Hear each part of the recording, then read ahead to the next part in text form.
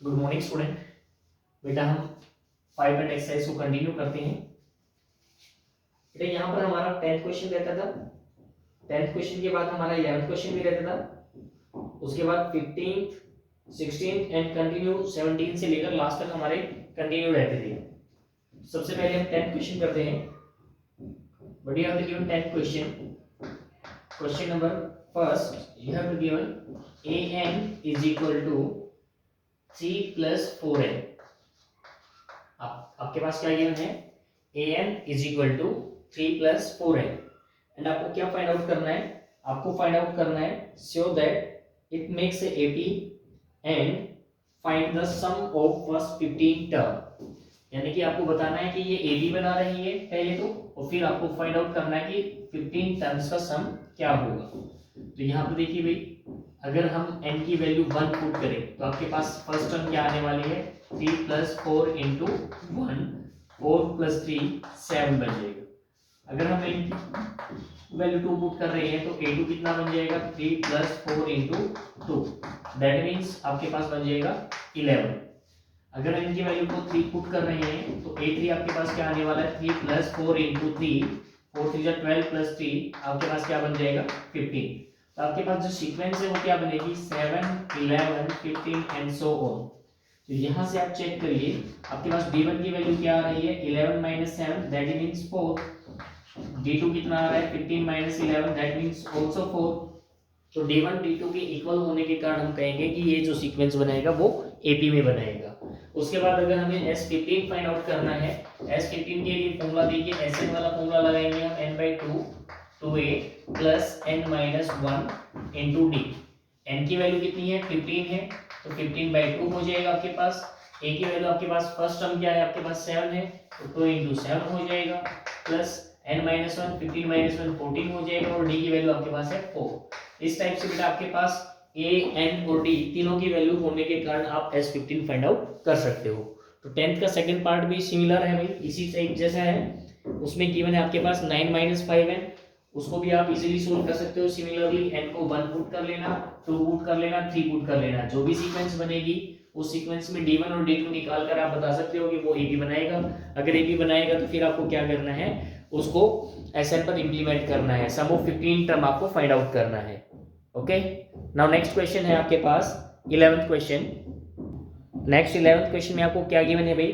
Some of first n term is equal to 4n - n square, और इसमें आपको find out करना है first term and sum of the two terms, second term and similarly third term, 10th term और nth term. आपको सबसे पहले first term find out करना है, तो n की वैल्यू आप क्या कर लीजिए? 1 पुट कर लीजिए। S1 क्या हो जाएगा आपके पास? 4 × 1 4, 1 का स्क्वायर कितना हो जाएगा? 1। S1 कितना आ जाएगा आपके पास? 3। S1 का मीनिंग क्या होगा? Sum of one term. Sum of one term means अकेले a ही रहेगी, वो फर्स्ट टर्म ही रहेगी, तो S1 = a हो जाएगा, और a की वैल्यू आपके पास आ जाएगी 3। फिर आपको निकालना है sum of two term. Sum of two term निकालना है, तो n की वैल्यू 2 पुट कर दीजिए। n की वैल्यू 2 पुट होने के बाद S2 हो जाएगा। S2 पुट होने के बाद 4 × 2 - 2 का स्क्वायर, 4 × 2 कितना हो जाएगा? 8, और 2 का स्क्वायर कितना हो जाएगा? 4। 8 - 4 कितना हो जाएगा आपके पास? 4। सम ऑफ टू टर्म भी आपके पास निकल चुका है। अब आपके पास क्या निकालना है? सेकंड टर्म निकालना है। सेकंड टर्म के लिए आपको पता है कि S2 क्या होगा? S2 होगा sum of to terms a1 + a2। S2 की वैल्यू आपके पास 4 है, a1 की वैल्यू आपके पास 3 है, और a1 की वैल्यू आपके पास 3 है, a2 की वैल्यू आप फाइंड आउट कर सकते हो। तो इस टाइप से आपके पास a2 की वैल्यू आ जाएगी +1। आपके पास a आ चुका है फर्स्ट टर्म, सेकंड टर्म आ चुका है, सम ऑफ टू टर्म आ चुका है। उसके बाद इन्होंने कहा है कि आप थर्ड टर्म निकालिए। थर्ड टर्म निकालने के लिए आपके पास क्या होना चाहिए? d की वैल्यू होनी चाहिए। d की वैल्यू कैसे निकलेगी? Second term minus first term कर देंगे। सेकंड टर्म आपके पास 1 है और फर्स्ट टर्म आपके पास 3 है। 1 - 3 कर देंगे तो माइनस का 2 आ जाएगा। तो d की वैल्यू आने के बाद अब आप इजीली a3 भी फाइंड आउट कर सकते हो, a10 भी फाइंड आउट कर सकते हो, और आप an भी फाइंड आउट कर सकते हो। तो यहाँ पर हम आपको, अगर आपके पास डायरेक्टली an निकालने के लिए कहा जाए तो आप डायरेक्टली फॉर्मूला भी यूज कर सकते हैं। कौन से वाला फॉर्मूला यूज कर सकते हैं? डायरेक्टली an निकालने के लिए आप ये वाला फॉर्मूला यूज कर सकते हैं, Sn - Sn - 1। इसका क्या मीनिंग है? सम ऑफ n टर्म में से अगर सम ऑफ n - टर्म माइनस कर दी जाए तो आपके पास क्या बचेगा, ओनली लास्ट टर्म बचेगा, दैट इज an। तो इस टाइप से आप डायरेक्टली an की वैल्यू भी फाइंड आउट कर सकते हो। इसके बाद नेक्स्ट क्वेश्चन देखिए बेटा, नेक्स्ट क्वेश्चन आपके पास 15 क्वेश्चन की स्टेटमेंट क्या है, contractor on construction job specify the penalty for a delay of the completion beyond a certain date as follows: 200 rupees for the first days, 250 for the second days। भाई कोई भी काम चल रहा है, कॉन्ट्रैक्टर ने कोई भी काम चला रखा है, उस काम में जैसे ही डिले होता है तो फर्स्ट डे जो पेनल्टी है वो है 200 रुपीज, सेकेंड डे की पेनल्टी है वो है 250 एंड सो ऑन। इस टाइप से आपकी पेनल्टी क्या है 50 रुपीज बढ़ती जा रही है। तो उसके बाद वो कहना चाह रहा है अगर उसने 30 डे डिले कर दिया वर्क तो आपको मतलब कॉन्ट्रैक्टर को कितने रुपए पे करने पड़ेंगे। तो देख लीजिए बेटा, आपको क्या फाइंड आउट करना है यहाँ पर, पहले आप A30 फाइंड आउट कर लीजिए, फिर आप S30 फाइंड आउट कर दीजिए। अगर उन्होंने टोटल अमाउंट पूछी है तो S30 निकाल दीजिए, अगर उन्होंने डायरेक्टली ये पूछा है कि 30th इंस्टॉलमेंट क्या रहेगी, यानी 30th पे जो डे पे पेनल्टी क्या रहेगी, उस पर आप डायरेक्टली A30 निकाल दीजिए। गेट इट भाई, तो ये आप सेल्फ ट्राई कर लेना। इसके बाद 16 क्वेश्चन देखिए, 16 क्वेश्चन में क्या गिवन है, sum of 700 rupees is to be used to give 7 cash prize to the student of a school for their overall academic performance. If each prize is 20 less than its preceding prize, find the value of each prize। ये अच्छा question है भाई, important question भी है, काफी बार directly CBSE ने पूछा भी है इसको। तो आपको क्या गिवन है, 700 का टोटल प्राइस दिया हुआ है, 700 का प्राइस देने के बाद इन्होंने कहा है कि 700 का जो टोटल अमाउंट है उसको 7 प्राइस में डिस्ट्रीब्यूट किया गया है, और हर जो स्टूडेंट को प्राइस मिल रहा है वो पिछले से 20 रुपीज कम मिल रहा है। तो देखिए बेटा वो 7 प्राइजेस की क्या क्या अमाउंट रहेगी, कैसे हम उनको फाइंड आउट करेंगे। टोटल अमाउंट है आपके पास में 700 रुपीज, और नंबर ऑफ प्राइज है आपके पास 7, यानी कि n की वैल्यू आपके पास 7 है, और d की वैल्यू क्या है, कॉमन डिफरेंस क्या है आपके पास में, कॉमन डिफरेंस गिवन है हर बार 20 डिग्रीज, 20 डिग्रीज करेंगे तो -20 हो जाएगा। कॉमन डिफरेंस है आपके पास -20 रुपीज, तो क्या गिवन है, कॉमन डिफरेंस -20। आपको क्या फाइंड करना है, ईच प्राइस को फाइंड आउट करना है, यानी कि एपी फाइंड आउट करनी है। तो एसएन का फॉर्मूला लगा लीजिए, एसएन का फॉर्मूला क्या रहेगा भाई, n/2 2a प्लस n-1d। ठीक है भाई, ये आपके पास फॉर्मूला रहेगा। और कोई रिलेशन दे रखा है क्या इन्होंने, और कोई हमें रिलेशन नहीं दे रखा है।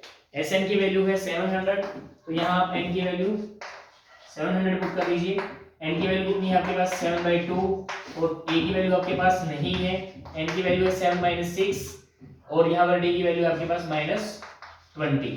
तो इस टाइप से अगर आप सोल्व करते हैं तो 700 मल्टीप्लाई 2 बाय में 7 is equal to 2a minus 120। तो यहाँ से सॉर्ट आउट करेंगे तो 200 और -120 इधर आने के बाद प्लस का 120 इक्वल टू 2a। इसको सोल्व करने के बाद a की वैल्यू आपके पास क्या आने वाली है 320/2। 320/2 मीन्स आपके पास 160 आने वाली है, यानी कि आपके पास फर्स्ट प्राइस जो आ जाएगा वो 160 का आ जाएगा, उसके बाद सेकंड प्राइस जो आएगा वो 140 का आएगा, क्योंकि 20 रुपीज क्या हो रहा है वो डिक्रीज हो रहा है। Third 120, fourth 100, fifth 80, sixth 60 and last one आपके पास क्या रहेगा 40 का प्राइस रहेगा। तो इस टाइप से 7 कैश प्राइजेस जो स्टूडेंट के बीच में डिस्ट्रीब्यूट होंगे उनके अमाउंट रहेगा फर्स्ट का 160, 140, 120, 100, 80, 60 एंड 40। तो इस टाइप से आपका 16 क्वेश्चन सोल्व हो जाएगा। 17th 18 ये क्वेश्चन भी इजी है, आप इनको सेल्फ ट्राई भी कर सकते हैं, अदरवाइज एक बार एक्सप्लेन कर देते हैं हम।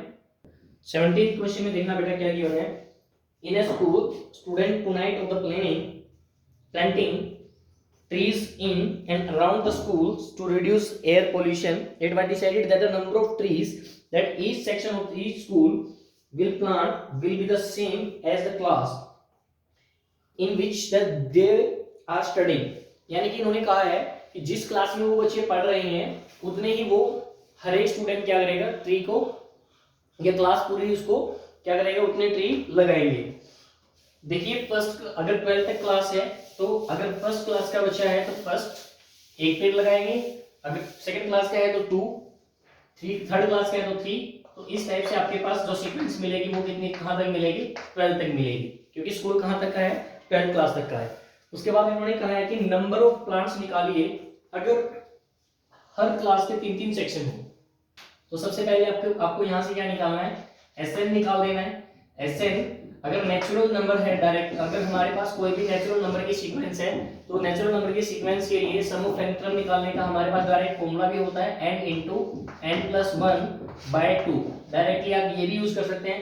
अगर ये यूज करेंगे तो आपके पास क्या बन जाएगा, n है आपके पास 12 इंटू 13/2, दैट मीन्स 78 ट्रीज उगाएंगे अगर उनके पास एक एक सेक्शन होता। तो अगर उनके पास 3 सेक्शन है तो आप क्या कर दीजिए, 78 को 3 से मल्टीप्लाई कर दीजिए। 78 को 3 से मल्टीप्लाई करने के बाद आपको पता चल जाएगा कि टोटल नंबर ऑफ प्लांट कितने होंगे। Total number of trees planted कितने हो जाएंगे भाई, 78 मल्टीप्लाई 3। तो इस टाइप से आपका आंसर आ जाएगा 324 कैरी 2 321 और 223 234 ट्रीज हुआ है। इसके बाद 18 क्वेश्चन देखिए। 18 क्वेश्चन में क्या गिवन है, a spiral is made of the successive semicircles with centers alternately at A and B and starting with the center A of radius 0.5 centimeter, 1 centimeter, 1.5 centimeter, 2.0 centimeter as shown in figure। देखिए बेटा आपके पास figure में क्या क्या given है। Figure में इस type से गिवन है कि आपके पास फर्स्ट सेमी सर्कल ये है, उसके बाद नेक्स्ट सेमी सर्कल ये है, उसके बाद नेक्स्ट सेमी सर्कल इस टाइप से है। तो यहाँ पर जो आपके लिए रेडियस रहेगी वो कितनी रहेगी, 0.5 रहेगी। और नेक्स्ट जो सेमी सर्कल है, नेक्स्ट सेमी सर्कल यानी कि आपके पास ये वाला जो सेमी सर्कल हो जाएगा, इसके लिए जो रेडियस रहेगी वो कितनी हो जाएगी, 1 सेंटीमीटर हो जाएगी। और उसके बाद नेक्स्ट जो सर्कल रहेगा उसके लिए जो रेडियस रहेगी वो आपके लिए क्या रहेगी, 1.5 रहेगी। तो इस टाइप से आपके पास स्पाइरल मोड में बनाया हुआ है फिगर। उसके बाद देखिए लास्ट में क्या पूछ रहे हैं हमसे, what is the total length of such spiral made of the 13 consecutive semi circle. अगर इस टाइप से 13 सेमी सर्कल बनाए हुए हैं तो बताइए total length of the spiral made क्या होगी। n आपके पास 13 है और आपके पास a कितना है, a आपके पास है 0.5 सेंटीमीटर एंड b आपके पास कितना है।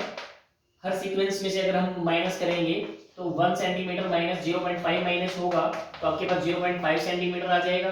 तो आपको क्या निकालना है, टोटल लेंथ ऑफ स्पाइरल निकालनी है, Sn निकालना है। तो n/2 2a plus n minus 1d वाला फॉर्मूला यूज होकर हम इसमें क्या कर सकते हैं, S13 की वैल्यू फाइंड आउट कर सकते हैं।